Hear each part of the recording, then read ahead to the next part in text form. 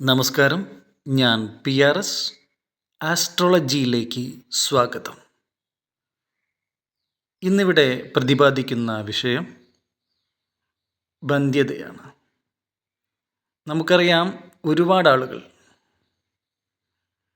ഒരു കുഞ്ഞിനെ താരാട്ടാൻ വേണ്ടി ആഗ്രഹിക്കുന്നുണ്ട്.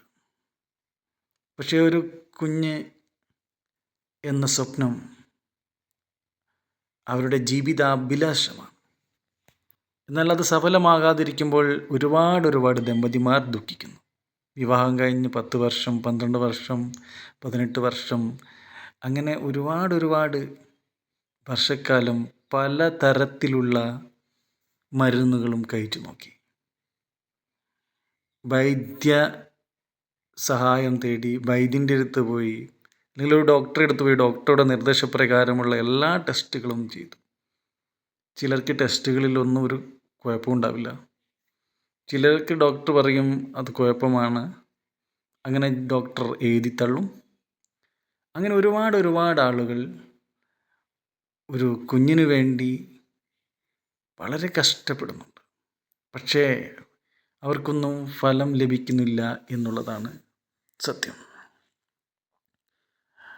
ഒരുപാട് ആളുകൾ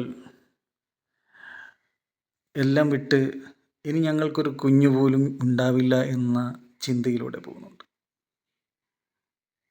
അപ്പോൾ എനിക്ക് എല്ലാവരോടും പറയാനുള്ളത്, നമ്മുടെ ജാതകവശാൽ ചില തടസ്സങ്ങൾ ഉണ്ടാവാം. നിങ്ങൾ ഒരുപാട് ജ്യോതിഷനെ കണ്ടിട്ടുണ്ടാവാം, നിങ്ങൾ ഒരുപാട് വഴിപാടുകൾ നടത്തിയിട്ടുണ്ടാവാം, നിങ്ങൾ ഒരുപാട് മരുന്നുകൾ കഴിച്ചിട്ടുണ്ടാവാം. എന്നാൽ ആരും കണ്ടെത്താത്ത ചില വിഷയങ്ങൾ അവിടെ പ്രതിപാദിക്കുന്നുണ്ട്. ആ ചില വിഷയങ്ങൾ നമ്മൾ മാറ്റിയെടുത്താൽ നമ്മൾക്ക് നമ്മുടെ സന്താനമെന്ന ആ ഒരു ആഗ്രഹം സഫലമാകും എന്നുള്ളതാണ്. അപ്പോൾ പറയാൻ പോകുന്നത്, നമ്മൾക്ക് ആദ്യമായിട്ട് വേണ്ടതൊന്ന് ഈശ്വര ചിന്ത തന്നെയാണ്. നമ്മുടെ ഈശ്വര ചിന്ത നല്ലോണം ഉണ്ടാവണം. അപ്പോൾ ആ ഈശ്വര ചിന്ത നല്ലോണം ഉണ്ടാവുകയും ഈശ്വരനോട് പ്രാർത്ഥിക്കുകയും ചെയ്യാം. ഇപ്പോൾ ചോദിക്കും, ഞങ്ങൾ ഒരുപാട് അമ്പലത്തിൽ വഴിപാട് ചെയ്തു, ഞങ്ങൾ ഒരുപാട് ഈശ്വര പ്രാർത്ഥന നടത്തി, ഞങ്ങൾ എന്നും ക്ഷേത്രത്തിലാണെന്നെല്ലാം പറയും. മനസ്സ് ഭഗവാനിൽ അർപ്പിക്കുക എന്നുള്ളതാണ്. മനസ്സും ശരീരവും ഭഗവാനിൽ അർപ്പിക്കുക എന്നുള്ളതാണ്. ഭഗവാനോട് പറയണം, ഭഗവാനോട് മനസ്സുരുകി പറയണം. നമ്മുടേതായിരിക്കുന്ന മുൻ ജന്മത്തിൽ സംഭവിച്ച ചില പാപദോഷങ്ങൾ ഉണ്ടാവാം. ആ ദോഷങ്ങളെല്ലാം മാറ്റി നമ്മൾക്കൊരു കുഞ്ഞിനെ ഭഗവാൻ തരണം. അതിനുവേണ്ടി ഭഗവാനോട് ഭാര്യയും ഭർത്താവും ഒന്ന് ചേർന്ന് ഒരു മനസ്സായിട്ട് പ്രാർത്ഥിക്കണം. നിങ്ങൾ കുടുംബപരമായിട്ട് കുലദേവതകളെ ആചരിച്ചു പോകുന്നവരാണെങ്കിൽ ആ കുലദേവതയുടെ ആചരണത്തിൽ എന്തെങ്കിലും ബുദ്ധിമുട്ട് വന്നിട്ടുണ്ടോ എന്ന് നോക്കണം. അപ്പം ദൈവികമായ കാര്യങ്ങൾ ഭംഗിയായി ചെയ്യണം. എല്ലാം ദൈവികമാണ്. ഏതൊരു വൈദ്യൻ്റെ അടുത്തും ഏതൊരു ഡോക്ടറെ അടുത്തും പോയാൽ നിങ്ങൾ ദൈവത്തോട് പറയൂ, അല്ലെങ്കിൽ ദൈവത്തോട് പ്രാർത്ഥിക്കൂ എന്നാണ് അവർ പറയാറ്. അപ്പോൾ നമ്മൾ ചെയ്യേണ്ടത് ഒരുപാട് കാര്യങ്ങളുണ്ട്. അപ്പോൾ നിങ്ങൾക്ക് ആഗ്രഹം ആണ്, നിങ്ങൾക്ക് അഭിലാഷമാണ്, നിങ്ങളുടെ ജീവിതമാണ്. നമുക്കൊരു ജീവിതം കെട്ടിപ്പടുത്തുയർത്ത് നമുക്ക് സന്താന സൗഭാഗ്യത്തോടുകൂടി സമ്പൽ സമൃദ്ധിയോടുകൂടി ഭംഗിയായി ജീവിക്കാൻ വേണ്ടിയുള്ള പ്രവർത്തനമാവണം. അപ്പോൾ അതിനുവേണ്ടി നമ്മൾക്ക് ദൈവികമായ കാഴ്ചപ്പാടുണ്ടാവണം. ഈശ്വരനിൽ ശരീരവും മനസ്സും നമ്മൾ അർപ്പിക്കുകയും വേണം. അപ്പോൾ നമ്മൾ ആദ്യമായിട്ട് ഇത്തരത്തിലുള്ള ആളുകൾ എല്ലാം തന്നെ രാവിലെ ബ്രാഹ്മമുഹൂർത്തത്തിൽ എഴുന്നേറ്റ് ഈശ്വര പ്രാർത്ഥന നടത്തി ലളിത സഹസ്രനാമം ജപിക്കുക. സ്ത്രീകൾ എന്ത് ചെയ്യുക? ലളിത സഹസ്രനാമം ജപിക്കുകയും പുരുഷന്മാർ പുരുഷ സൂക്തം ജപിക്കുകയും ചെയ്യാം. നിങ്ങളൊരു 41 ദിവസം ഇങ്ങനെ ജപിക്കുക. ശേഷം ഞാൻ പറയുന്ന ഒരു മെഡിസിനുണ്ട്, അത് നിങ്ങൾ ഉണ്ടാക്കി കഴിക്കുക. അപ്പോൾ നിങ്ങൾ എന്താ ചെയ്യേണ്ടത്? 41 ദിവസം സ്ത്രീയും പുരുഷനും, സ്ത്രീ ലളിത സഹസ്രനാമം ജപിക്കുക, പുരുഷ സൂക്തവും ജപിച്ചുകൊണ്ട് ഇവർ രണ്ടുപേരും തമ്മിൽ കാണാതിരിക്കുക. അപ്പോൾ 41 ദിവസം കഴിഞ്ഞിട്ടേ സ്ത്രീയും പുരുഷനും കാണാൻ പാടുള്ളൂ. അപ്പോൾ ആ ഒരു ദിനചര്യത്തിൽ നമ്മൾ കഴിക്കേണ്ട ഭക്ഷണം പച്ചക്കറി മാത്രമാണ്. അതിൽ നമ്മൾ കഴിക്കേണ്ട പ്രോട്ടീൻ അടങ്ങിയ കുറേ ഭക്ഷണമുണ്ട്. അണ്ടിപ്പരിപ്പ്, ബദാം, കാരക്ക, തേൻ. ഇത് ഈ ഓരോ ദിവസവും രാത്രി കിടക്കുന്നതിന് മുമ്പ് കഴിക്കണം. മൂന്നാമതായി പറയുന്നത്, ഇവിടെ രണ്ടുപേരും 41 ദിവസം പരസ്പരം യാതൊരുവിധ ബന്ധങ്ങളും ഉണ്ടാവാൻ പാടില്ല. പരസ്പരം യാതൊരു ബന്ധങ്ങളും ഉണ്ടാവാൻ പാടില്ല. ശേഷം സ്ത്രീ കഴിക്കേണ്ടത് ഈ അണ്ടിപ്പരിപ്പ്, ബദാം, കാരക്ക, തേൻ എന്നിവയോട് കൂടെ ഒരു ഒറ്റ നിറമുള്ള പശുവിൻ്റെ പാല് കൊണ്ടുവന്ന് അത് വേവിച്ച് 1 കിലോ നാൽപ്പാമരം കഷായം കുറുക്കി അതൊരു 300 ml ആക്കി രാത്രി സമയത്ത് പാല് തണിഞ്ഞ സമയത്ത് അതിലേക്ക് ഈ നാൽപ്പാമരം ചേർത്ത് അതിലേക്ക് 1/2 ലിറ്റർ തൈരും ഒഴിക്കുക. നല്ല ശുദ്ധമായ തൈര് ഒഴിച്ച് വെച്ചിട്ട് രാവിലെ അതിൻ്റെ വെണ്ണ കടഞ്ഞെടുത്ത് ആ വെണ്ണ 41 ദിവസം ഇതിൻ്റെ കൂടെ സ്ത്രീ കഴിക്കുക.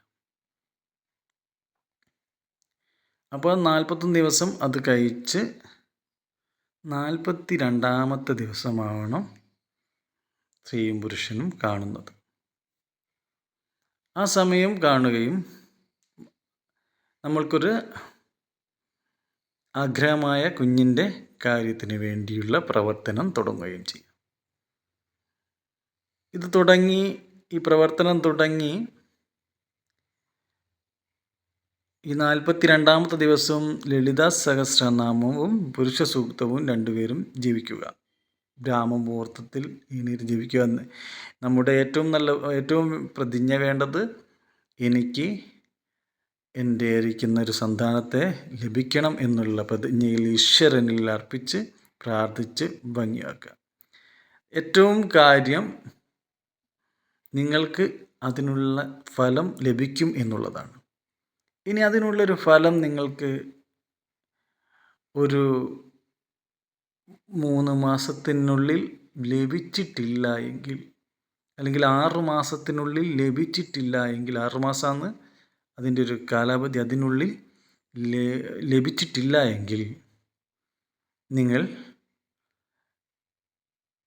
ഈ എൻ്റെ വീഡിയോയിൽ കാണുന്ന ഈ നമ്പറിൽ വിളിക്കുക. എന്നിട്ട് ഞാൻ പറയുന്ന കാര്യങ്ങൾ നിങ്ങൾ ചെയ്യുക. അപ്പോൾ ഏറ്റവും കൂടുതൽ വേണ്ടത് നമ്മൾ ഈശ്വരനിലേക്ക് ലയിക്കുക, ഈശ്വരനോട് പറയുക. ഈശ്വരൻ തന്നെയാണ് നമുക്ക് ഈ ഒരു സന്താനത്തെ തരേണ്ടത്. ആ ഈശ്വരൻ്റെ ഒരു അംശത്തെയാണ് നമ്മൾക്ക് തരേണ്ടത്. ആ ഈശ്വരനിൽ നമ്മൾ നല്ലവണ്ണം പ്രാർത്ഥിക്കണം. ആ നല്ലവണ്ണം ഈശ്വരനിൽ പ്രാർത്ഥിക്കുക എന്ന് പറഞ്ഞാൽ മനസ്സും ശരീരവും ഈശ്വരനിൽ തന്നെ അർപ്പിക്കണം. ഏതാണ് ഭഗവാൻ വിഷ്ണു ആണെങ്കിൽ വിഷ്ണുവെങ്കിൽ, ശിവനാണെങ്കിൽ ശിവനെങ്കിൽ, പാർവതിയാണെങ്കിൽ പാർവതിയെങ്കിൽ, മഹാവിഷ്ണുവെങ്കിലാണെങ്കിൽ മഹാവിഷ്ണുവെങ്കിലൊക്കെ പ്രാർത്ഥിച്ച് ഭംഗിയാക്കണം. അപ്പോൾ നല്ല വ്രതശുദ്ധിയോടുകൂടി മാത്രമായിരിക്കണം ഈ കാര്യങ്ങൾ ചെയ്യേണ്ടത്. നാളെ അല്ലെങ്കിൽ പുരുഷൻ മദ്യപിക്കുന്ന ആളാണെങ്കിൽ മദ്യപാനമൊന്നും തീരെ പാടില്ല. ഇപ്പോൾ മത്സ്യം, മാംസം ഒന്നും കഴിക്കാൻ പാടില്ല. മത്സ്യം കഴിക്കാൻ പാടില്ല, മാംസം കഴിക്കാൻ പാടില്ല. അത്തരത്തിലുള്ള ഒരു കാര്യം, പാല് ഉൽപ്പന്നങ്ങളും കഴിക്കേണ്ട. അപ്പോൾ അത്തരത്തിലുള്ള കാര്യങ്ങളൊക്കെ വളരെ കൃത്യനിഷ്ഠയോടുകൂടി ഭംഗിയാക്കാൻ പറ്റുമെങ്കിൽ അതിൻ്റെ ആയിരിക്കുന്ന കാര്യങ്ങളും നിങ്ങൾക്ക് ഭംഗിയാവും. അപ്പോൾ ഒരുപാട് ആളുകളുണ്ട് ഈ കേസുകളായിട്ട് ഇങ്ങനെ പല തരത്തിലും പല വൈദ്യൻ്റെ സഹായവും ഡോക്ടർ സഹായവും ഒക്കെ തേടുന്നുണ്ട്. പക്ഷെ ചില പ്രശ്നങ്ങൾ നമ്മൾക്ക് ചെറിയൊരു വൈദ്യം കൊണ്ട് തന്നെ മാറിക്കിട്ടാവുന്നതാണ്. എന്നാൽ പിന്നെ ഇപ്പം അല്ലെങ്കിൽ സ്ത്രീയുടെ പ്രശ്നത്തെക്കുറിച്ചോ അല്ലെങ്കിൽ പുരുഷൻ്റെ പ്രശ്നത്തെക്കുറിച്ചോ ഒന്നും ഞാൻ പറയുന്നില്ല. അപ്പം അങ്ങനെ കൂടുതൽ എന്തെങ്കിലും പ്രശ്നങ്ങളുണ്ടെങ്കിൽ നിങ്ങൾ വന്ന് എന്നെ സമീപിക്കേണ്ടതുണ്ട്. അപ്പോൾ അതിന് ഫോണിലൂടെ ബന്ധപ്പെട്ടാൽ മതി. അതിൻ്റെ ആയിരിക്കുന്ന കാര്യങ്ങളെല്ലാം പറഞ്ഞു തരും. അപ്പം നമ്മൾ ഈ ഒരു പ്രത്യേകമായിട്ട് വഴിപാടുകളൊന്നും വേറെ ക്ഷേത്രങ്ങളിലൊന്നും ചെയ്യേണ്ട ആവശ്യമില്ല. അപ്പം നമ്മൾ ചെയ്യേണ്ട വഴിപാടുകളാണ് നമ്മൾ ചെയ്യേണ്ടത്. ഈ പറഞ്ഞ കാര്യങ്ങളൊക്കെ ഭംഗിയാക്കി നമ്മൾ തന്നെ ചെയ്യുക. ഈശ്വരനിൽ അർപ്പിച്ച് ഈശ്വരൻ്റെ ഒരു അംശത്തെ നമ്മളിലേക്ക് ലയിപ്പിക്കാൻ വേണ്ടിയുള്ള ശ്രമങ്ങൾ നടത്തി ഭംഗിയാക്കേണ്ടതുണ്ട്. അപ്പോൾ അത്തരം കാര്യങ്ങളൊക്കെ ഭംഗിയാക്കി നിവർത്തിച്ച് നമുക്ക് ഈശ്വരൻ തരുന്ന ആ വരത്തെ നമ്മൾ സന്തോഷത്തോടുകൂടെ ഭംഗിയാക്കി ആ ഒരു സന്താനം നമുക്ക് ലഭിച്ചു കഴിഞ്ഞാൽ ഈശ്വരന് എന്തെങ്കിലും നൽകുക.